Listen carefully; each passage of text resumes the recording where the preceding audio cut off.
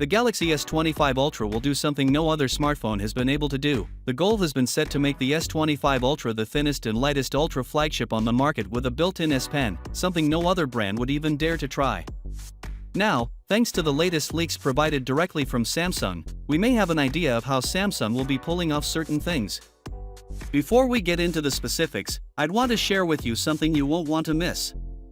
Recently, the vice president of Samsung's mobile experience team, Mr. Daniel Arujo, while speaking about the 2025 flagships aka the S25 series next year, the very first thing he said is that they're making the top-of-the-line display for the S25 series, followed by some solid camera upgrades, and finally using the best mobile application processor. That's going to be Snapdragon 8 Gen 4, in order to provide the best most premium experience along with the state-of-the-art AI. So, again, the first thing he stated was the top-of-the-line display, and owing to recent reports, we may have an idea of what Samsung is up to.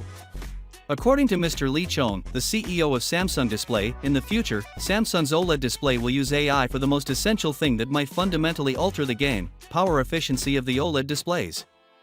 Samsung claims that with AI, they can reduce the power consumption of an OLED display by 50%.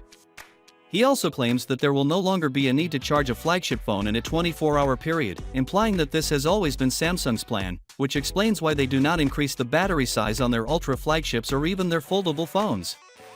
There's a reason why Samsung is still using 5000 mAh per kL on the S25 Ultra, and the hidden top-of-the-line display that the vice president mentioned might be this new power-efficient AI OLED screen. According to an early claim from South Korean media, Samsung is very serious about the S25 series and plans to add the Snapdragon 8 Gen 4 CPU to the whole Galaxy S25 series.